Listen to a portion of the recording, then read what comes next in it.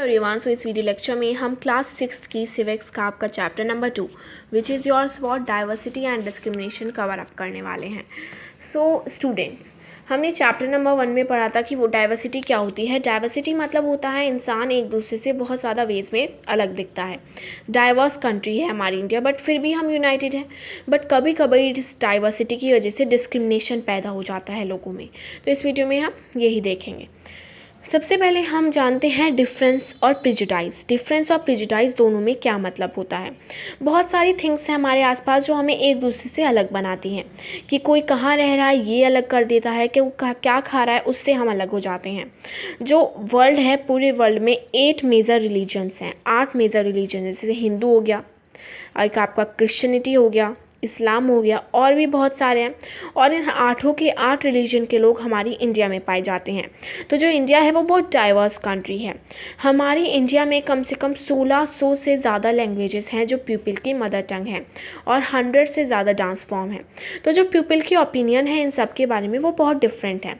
तो इस वजह से ही डिफरेंस पैदा होता है, लोगों में क्या हो जाता है, डिफरेंसेस पैदा होने लगते हैं। कैसे? इस तरह कि लोग अपनी एक डिफरेंस बना देते हैं कि ये इंसान ऐसा होगा। हम डिफ्रेंशिएट कर देते हैं कि जो रूरल पीपल हैं वो स्कूल नहीं जाएंगे, अर्बन पीपल जाएंगे। रूरल पीपल केयर नहीं करते अपने बारे में, अर्बन पीपल करते हैं। तो हम डिफ्रेंशिएट्स कर देते हैं एक दूसरे को बहुत सारी चीज़ों में, बहुत सारी अपने ओपिनियंस की वजह से। हम समझते हैं कि ये गंदे हैं, ये डर्टी हैं, ये इग्नोरेंट हैं। तो हम उनके बारे में कुछ अपनी एक मन में अपनी बात बिठा के बैठ गए कि वे तो ऐसे ही होंगे। और इस चीज़ को हम क्या कहते हैं, इस चीज़ को हम प्रेजुडाइज कहते हैं, कि किसी इंसान को नेगेटिवली देखना या उसको अपने से नीचे मानना। हम मानते हैं विलेजर्स जो हैं वो अच्छा खाना नहीं खाते, वो अच्छे कपड़े नहीं पहनते, हम उनको नेगेटिवली देख रहे हैं, हम उनको प्रेजुडाइज कर रहे हैं, मतलब उनको जज कर रहे हैं नेगेटिवली। और जब हम सोचते हैं कि हम बेस्ट हैं, हम अच्छे हैं क्योंकि हम अच्छे कपड़े पहनते हैं, तो इससे एक डिफ्रेंशिएनिटी पैदा हो जाती है। प्रेजुडाइज से ही डिफ्रेंशिएशन पैदा होता है लोगों में। हम लोगों को बहुत सारे तरीक़ों पे प्रेजुडाइज कर सकते हैं, उनके कपड़ों की वजह से, उनके रिलीजन की वजह से, उनके कलर ऑफ स्किन की वजह से। ओके, सो प्रेजुडाइज होने की एक, क्या कह सकते हैं हम, एक वो नहीं है, एक वजह नहीं है, बहुत सारी वजहें हैं। अब प्रेजुडाइज से मिलता जुलता ही एक प्रेजुडाइज से होता है किसी को नेगेटिवली देखना, और इससे मिलता जुलता एक वर्ड होता है स्टेरियोटाइप। स्टेरियोटाइप होता है कि जब हम अपने मन में बना लेते हैं कि ये इंसान ऐसा ही होगा, ये इंसान यही करेगा। जैसे गर्ल्स और बॉयज़ का, सब सोचते हैं कि जो गर्ल्स हैं वो इमोशनल है, कुकिंग में अच्छी होती हैं, और बॉयज़ जो हैं वो ब्रेव होते हैं, स्ट्रांग होते हैं, नॉटी होते हैं। सो हम स्टेरियोटाइप बना रहे हैं कि जो गर्ल्स हैं वो कुकिंग में ही अच्छी हो सकती हैं। हम एक स्टेरियोटाइप बना रहे हैं। हम बॉयज़ को क्राई, जब लड़के रोते हैं हम कहते हैं you should not cry, you are a boy. So हमने एक स्टेरियोटाइप बना रखा है कि जो लड़कियां हैं वे ही क्राई करती हैं। प्रेजुडाइज मतलब होता है किसी को नेगेटिवली देखना, और स्टेरियोटाइप मतलब होता है किसी को अपनी अंदर फिक्स करना, कि अगर गर्ल्स गाड़ी चलाने लगेंगी ना, सो लोगों को लगेगा इन्होंने हमारी संस्कृति को तोड़ा है। सो हम लोगों ने एक स्टेरियोटाइप बना रखा है कि गर्ल्स तो कुकिंग के लिए ही होती हैं। This is called the stereotype. अब देखिए, कुछ ऐसे लोग भी होते हैं, कुछ ऐसे बच्चे भी होते हैं इस दुनिया में जो स्पेशल चाइल्ड, जिनको हम डिसेबल कहते हैं, बट अब हम उनको क्या कहते हैं, चिल्ड्रन विद स्पेशल नीड्स या स्पेशल चाइल्ड्स उनको कहा जाता है। लोगों ने इनके बारे में भी स्टेरियोटाइप बना रखे हैं कि इनसे अच्छा से चला जाता है, इनका मजाक उड़ाया जाता है। ओके, इनके लिए भी स्टेरियोटाइप्स बन गए हैं। तो हर इंसान के लिए स्टेरियोटाइप बन गया। जैसे है ना, जो विधवा होंगी वे शादियों में नहीं बुलाई जाती, उनके आने से अपशगुन होता है। ये एक स्टेरियोटाइप बना दिए गए हैं लोगों के बारे में। अगर ये स्टेरियोटाइप्स क्या होते हैं कि हम किसी पीपल को अपनी इमेज में फ़िक्स कर रहे हैं, अपने मन में फ़िक्स कर रहे हैं कि ये इंसान ऐसा ही होना चाहिए। और अगर उस इंसान ने उससे कुछ ज़्यादा बड़ा कर दिया, सो क्या होता है, उससे अगर उसने कुछ ज़्यादा बड़ा कर दिया तो लोगों की ईगो को हर्ट हो जाती है। जब पीपल कहते हैं कि जो इंसान उस कंट्री से बिलोंग करते हैं, उस रिलीजन से बिलोंग करते हैं, वे ऐसे होते हैं, वे क्रिमिनल होते हैं, वे डम होते हैं, वे लेज़ी होते हैं, सो हम उनके लिए स्टेरियोटाइप यूज़ कर रहे हैं। कुछ पीपल्स ऐसे होते हैं बट हर इंसान सेम नहीं होता। स्टेरियोटाइप जो है ना, उससे हम, उसकी मदद से हम क्या होते हैं, हम किसी इंसान की क्वालिटी ही नहीं देख पाते। अगर लड़कियां गाड़ी चलाने लगेंगी तो लोगों को लगेगा ये कुकिंग के लिए बनी है, how dare them to drive a car. But वे ये नहीं देख रहे हैं कि एक लड़की गाड़ी चला रही है, it's a big thing. They are not seeing this, वे बस उसको उसी इमेज में देखना चाहते हैं उस इंसान को जिसमें उन्होंने उसको फिक्स कर रखा है। अब इनइक्वालिटी और डिस्क्रिमिनेशन क्या होता है, हमने बड़ा प्रिजुडाइज क्या होता है, किसी को नेगेटिवली देखना। प्रिजुडाइज की वजह से ही डिफ्रेंशिएशन होता है लोगों में, लोग एक दूसरे से अलग रहना पसंद करते हैं।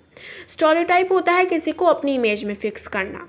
और इनइक्वालिटी और डिस्क्रिमिनेशन क्या होता है, डिस्क्रिमिनेशन जब होता है जब इंसान अपने प्रिजुडाइज और अपने स्टेरियोटाइप पे एक्ट करता है। मतलब किसी को, एक विलेजर है, उनको लोग सोचते हैं, नेगेटिवली जज करते हैं कि ये गंदे होते हैं, तो उससे मिलना बंद कर दिया, उससे अपने पानी से पीना पिलाना बंद कर दिया, तो ये डिस्क्रिमिनेशन हो रहा है, लोगों को इक्वल नहीं माना जा रहा है।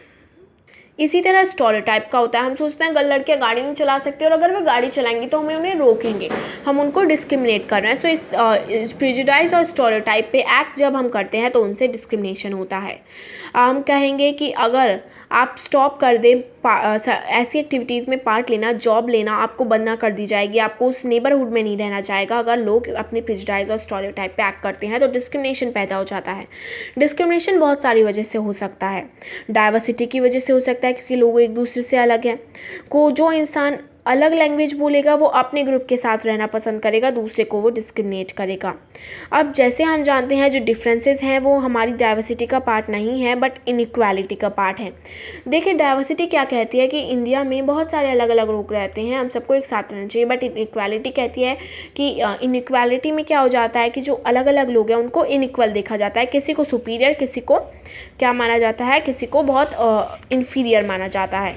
अब एक स्टेरियोटाइप और बना रखा है हमने स्टेरियोटाइप बना रखा है कि जो वुमेन्स मुस्लिम्स जो हैं वो अपनी बेटियों को स्कूल नहीं भेजना चाहते। ऐसा नहीं है, मुस्लिम्स भी अपनी बेटियों को स्कूल भेजना चाहते हैं, बल्कि इस टाइम तो बहुत ज़्यादा मुस्लिम्स गर्ल्स जो हैं वो स्कूल आती हैं, बट हमने स्टेरियोटाइप बना रखा है कि वे नहीं भेजना चाहते। द रीज़न क्या है कि उनकी मुस्लिम गर्ल्स कम स्कूल क्यों आती हैं, बहुत सारे रीज़न है। पहला रीज़न, जो स्कूल है वो उनके घर से दूर होते हैं या फिर उनके पास पैसे नहीं होते, पॉवर्टी एक रीज़न है। अब जो केरला है उसमें जो स्कूल है और जो घर का डिस्टेंस है वो ज़्यादा बड़ा नहीं है, स्कूल पास में ही होता है, तो बहुत बच्चे स्कूल जाते हैं, टीचर को भी आसानी होती है। बट जिन जगहों में जो स्कूल्स हैं वो दूर होते हैं वहाँ पे स्कूल्स नहीं पहुँच पाते बच्चे, दे गेट डिफ़िकल्ट। सो इस वजह से मुस्लिम गर्ल्स जो हैं वो ज़्यादातर स्कूल में नहीं आ पाती हैं। हम जो इंडियंस हैं वो बहुत ज़्यादा तरीक़ों से लोगों को डिस्क्रिमिनेट करते हैं। इंडियंस को भी डिस्क्रिमिनेट किया जाता है कास्ट पे, कलर पे। और जब हम डिस्क्रिमिनेट होते हैं, ऑन बीइंग डिस्क्रिमिनेटेड अगेंस्ट, किस किस चीज़ों की वजह से हम डिस्क्रिमिनेट होते हैं, हम सोचते हैं कि जो इंसान क्लीन करता है हमारी लेन को, वॉश करता है, हेयर कट करता है, गार्बेज पिक करता है, उनको हम देखते हैं कि वो लेस वैल्यू का काम कर रहे हैं। कास्ट सिस्टम के तौर पे कि जो मुस्लिम है उसको कम वैल्यू दी जाएगी, जो हिंदू है उसको ज़्यादा वैल्यू दी जाएगी। सो इन सब से हम डिस्क्रिमिनेशन कर रहे हैं, लोग इन सब चीज़ों की वजह से डिस्क्रिमिनेशन फॉलो करते हैं। दलित एक ऐसी टर्म है जो यूज़ की जाती थी उन लोगों के लिए जो लोअर कास्ट से बिलोंग करते थे पहले, वो अपने आप को अनटचेबल कहते थे। जो दलित है उसका मतलब होता है ब्रोकन। और ये जो दलित टर्म है अब इसको चेंज कर दिया गया है शेड्यूल्ड कास्ट एससी टर्म में, दलित टर्म को एससी टर्म में चेंज कर दिया गया है। अब देखिए जो ये लोग होते थे जो थोड़ा लेस वैल्यू का काम करते थे जैसे गार्बेज पिक करना, उनको हम अनटचेबल्स भी कहते थे। हमारी सोसाइटी ने एक लैडर बना रखी है, हमारी सोसाइटी ने एक, आप कह सकते हैं, वेट अ मिनट, ऐसी लैडर बना रखी है। इस लैडर पे दो लोग हैं, ऊपर के लोग सुपीरियर, ऊपर लैडर पे सुपीरियर लोग बैठते हैं और नीचे वाले लैडर पे इन्फीरियर लोग बैठते हैं। और जो इन्फीरियर होते हैं उनको कोई भी सुपीरियर इंसान अपने साथ बैठने देना नहीं चाहता। स्कूल में भी जो दलित के बच्चे होते थे, जो इन्फीरियर, जो लैडर में सबसे नीचे लोग होते थे, उनके जो बच्चे होते थे वो स्कूल में सबसे अलग बैठते थे, जहाँ लोगों की चप्पलें उतारी जाती थी, वहाँ उन बच्चों को बैठना अलाउड था, बट दूसरे बच्चों के साथ उन बच्चों को बैठना अलाउड नहीं था। डॉक्टर भीमराव अम्बेडकर ऐसे पहले लीडर थे इंडिया के जिन्होंने कास्ट बेस्ड डिस्क्रिमिनेशन पे अपना एक क्या कह सकते हैं, एक एक्सपीरियंस शेयर किया था। ये बहुत बड़े लीडर रहे हैं दलित्स के लिए। इन्होंने हमारा कॉन्स्टिट्यूशन लिखने में भी मदद करी है। 1901 में इनके साथ एक इंसिडेंट हुआ था कास्ट बेस्ड इंस्क्रिप्शन पे। कब हुआ था? जब ये अपने फादर के पास मिलने जा रहे थे, अपने ब्रदर के साथ कोरेगांव में मिलने जा रहे थे। तो ये रेल की पटरी पे अपने फादर का क्या कर रहे थे? इंतज़ार कर रहे थे। तो रेल स्टेशन आया, इनसे कहा कि आप किसका इंतज़ार कर रहे हो? तो उसने कहा फादर, अपने फादर का। तो इनके पास टिकट नहीं थे, तो उसने कुछ नहीं कहा इन्हें, क्योंकि ये अच्छे कपड़े पहने थे तो उसे लगा अच्छी जाति से होंगे, ब्राह्मण है। बट बाद में जब उनकी ट्रेन आई नहीं तो उन्होंने, स्टेशन मास्टर ने पूछा कहाँ से बिलोंग करते हो, कौन सी कास्ट के? तो उन्होंने बताया हम मेहर कास्ट से हैं। मेहर क्या है? मेहर एक ऐसी कम्युनिटी है जो अनटचेबल ट्रीट की जाती है बॉम्बे में। It is teached as untouchable. तो तभी स्टेशन मास्टर उनसे दूर हट गया और कहा कि तुम यहाँ से चले जाओ, तुम्हें कुछ नहीं मिलने वाला, क्योंकि वे मेहर कास्ट के हैं। बट जब तक स्टेशन मास्टर को ये नहीं पता था कि वे मेहर कास्ट के हैं, वो उससे अच्छे से बात कर रहा था। तो अनटचेबिलिटी भी बहुत ज़्यादा इस दुनिया में हो रही है। कोई भी बुलक कार्ट वाला, कोई भी रिक्शा वाला उनको ले जाने को राज़ी नहीं था, क्योंकि वे मेहर कास्ट के थे। उन्होंने कहा we will give you extra money, we will give you more money, but let's take us please. But उन्होंने मना कर दिया सबने, because they are of Mahar caste. Doctor Bhimrao Ambedkar 1891 को पैदा हुए थे और 1956 में ये मर गए थे। इनको फादर ऑफ इंडियन कॉन्स्टिट्यूशन भी कहता है और ये बहुत बड़े लीडर भी रहे हैं दलित्स के लिए। ये जो डॉक्टर भीमराव अंबेडकर हैं, इन्होंने दलित्स के राइट के लिए बहुत फॉट किया, बहुत लड़े। ये मेहर कास्ट में बिलोंग हुए थे, जो अनटचेबल कंसिडर की जाती थी बॉम्बे में।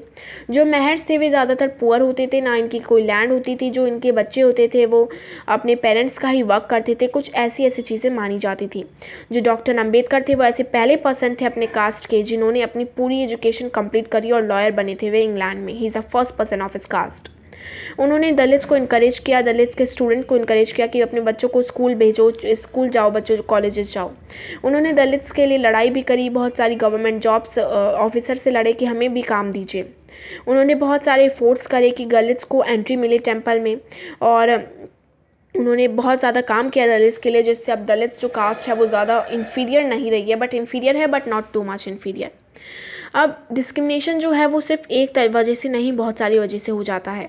कास्ट बेस्ड डिस्क्रिमिनेशन जो है उससे क्या होता है, जो दलित थे वो इकोनॉमिक एक्टिविटीज़ में पार्ट्स नहीं ले पाते थे, मंदिर में नहीं घुस पाते थे और बहुत सारे काम नहीं कर पाते थे, जिसकी वजह से हिंदूज़ पानी लेते थे, उसकी वजह से वे पानी नहीं ले सकते थे। अब स्ट्राइविंग फॉर इक्वालिटी, लोगों ने बहुत ज़्यादा कठिनाइयाँ सही इक्वालिटी पाने के लिए इस इंडिया में। जैसे जो स्ट्रगल है फ्रीडम का, ब्रिटिश रूल से जब हमें फ्रीडम चाहिए थी, उसके साथ साथ बहुत सारे लोग इक्वालिटी पाने के लिए भी लड़ रहे थे। लोग ब्रिटिश से फ्रीडम के साथ साथ इक्वालिटी के लिए भी लड़ रहे थे। दलित, वुमेन, ट्राइबल, ये सब लड़ रहे थे। जब 1947 में इंडिया आज़ाद हुआ और जब कॉन्स्टिट्यूशन बन रहा था, तो सारे लीडर्स ने ये ध्यान रखा कि हर इंसान को, हर कम्युनिटी को इक्वल माना जाए। बट फिर भी अभी थोड़ी थोड़ी जगहें ऐसी हैं जहाँ पे ऐसा नहीं माना जाता। हर लीडर ने एक गोल देखा, एक विज़न देखा कॉन्स्टिट्यूशन में इंश्योर करने का कि हर इंसान को इक्वल माना जाए। जो इक्वालिटी है, हर पर्सन को इक्वालिटी दी जाए, हर इंसान कहीं भी जा सके।